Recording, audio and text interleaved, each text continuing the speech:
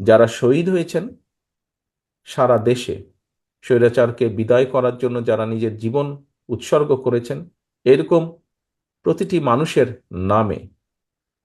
বিভিন্ন এলাকায় রাষ্ট্রের যে প্রতিষ্ঠানগুলো তৈরি হবে, এই মানুষগুলো যাতে হারিয়ে না যায়, তাদের নাম যাতে হারিয়ে না যায়, সেজন্য রাষ্ট্রীয় যে সকল প্রতিষ্ঠান বিভিন্ন এলাকায়, সেটি থানা পর্যায়ে হোক, জেলা পর্যায়ে হোক, বিভাগ পর্যায়ে হোক, ঢাকা শহরে হোক, বিভিন্ন স্থানে এই শহীদদের নামে সেই প্রতিষ্ঠানগুলো নামকরণ করার একটি প্রস্তাবনা আমাদের রয়েছে, ইচ্ছা আমাদের রয়েছে। বিএনপি ইনশাল্লাহ আগামীতে সরকার গঠনে সক্ষম হলে জনগণের সমর্থনে সরকারের পক্ষ থেকে আলাদাভাবে আমাদের একটি উদ্দেশ্য বা লক্ষ্য থাকবে, সমগ্র বাংলাদেশে সে যে পরিবারই সদস্য হোক, সচ্ছল হোক অসচ্ছল হোক, রাষ্ট্রের পক্ষ থেকে আমরা চেষ্টা করব যে সকল পরিবারে এরকম মানুষ আছে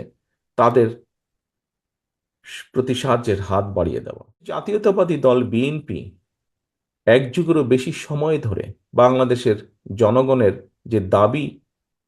বাংলাদেশের জনগণের যে অধিকার ছিনতাই হয়ে গিয়েছিল স্বৈরাচারের দ্বারা, সেই দাবি প্রতিষ্ঠিত করার জন্য, জনগণের সেই অধিকারকে ফিরিয়ে আনার জন্য বাংলাদেশ জাতীয়তাবাদী দলের মূল দল সহ বিভিন্ন অঙ্গ সহযোগী সংগঠনের বহু নেতাকর্মী আত্মাহুতি দিয়েছেন, বহু নেতাকর্মী বিভিন্নভাবে নির্যাতিত অত্যাচারিত হয়েছেন। এর মধ্যে রিসেন্টলি ছাত্র জনতার অভ্যুত্থানের মাধ্যমে জুলাই আগস্ট মাসেও বহু মানুষ আত্মাহুতি দিয়েছেন, হতাহত হয়েছেন বিভিন্নভাবে। ভবিষ্যতে ইনশাল্লাহ জনগণের সমর্থন নিয়ে বিএনপি সরকার গঠনে সক্ষম হলে যারা শহীদ হয়েছেন সারা দেশে, স্বৈরাচারকে বিদায় করার জন্য যারা নিজের জীবন উৎসর্গ করেছেন, এরকম প্রতিটি মানুষের নামে বিভিন্ন এলাকায় রাষ্ট্রের যে প্রতিষ্ঠানগুলো তৈরি হবে, এই মানুষগুলো যাতে হারিয়ে না যায়, তাদের নাম যাতে হারিয়ে না যায়, সেজন্য রাষ্ট্রীয় যে সকল প্রতিষ্ঠান বিভিন্ন এলাকায়, সেটি থানা পর্যায়ে হোক, জেলা পর্যায়ে হোক, বিভাগ পর্যায়ে হোক, ঢাকা শহরে হোক, বিভিন্ন স্থানে এই শহীদদের নামে সেই প্রতিষ্ঠানগুলো নামকরণ করার একটি প্রস্তাবনা আমাদের রয়েছে, ইচ্ছা আমাদের রয়েছে। একই সাথে একটু আগে যেই কথাটি বলেছি, যে যারা বিভিন্নভাবে ক্ষতিগ্রস্ত হয়েছেন, কতটুকু আমরা পারবো জানি না, তবে আমাদের অবশ্যই প্রচেষ্টা থাকবে যে কয়জন মানুষকে আমরা সহযোগিতার হাত বাড়িয়ে দিলে তারা কিছুটা হলেও সুস্থ হয়ে উঠতে পারবেন, সেই প্রচেষ্টা আমরা গ্রহণ করব, করা সম্ভব সহযোগিতা।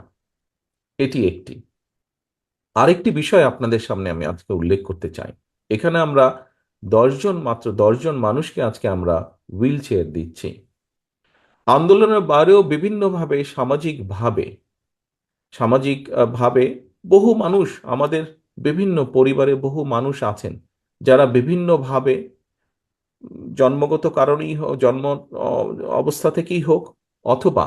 বিভিন্ন অসুখের কারণেই হোক, পঙ্গুত্ব বরণ করতে হয়েছে। বাংলাদেশের সামাজিক অর্থনীতির প্রেক্ষাপটে যদি পরিবারের কোনো সদস্য পঙ্গু হয়ে থাকেন, সেই পরিবারের উপরে এটি বেশ একটি বোঝার মতন হয়ে থাকে, সেই পরিবারের কষ্ট অনেক বেড়ে যায়। আমি আমার ব্যক্তিগতভাবে নিজের যেটি ইচ্ছা, আহ, এখানে ডক্টর মকিত আছেন, ডক্টর মকিতের সাথে এই ব্যাপারে প্রায় বছর 2-3 আগে আমার একবার আলাপ হচ্ছিল। ওনার একটি প্রতিষ্ঠান আছে, যে প্রতিষ্ঠানের মাধ্যমে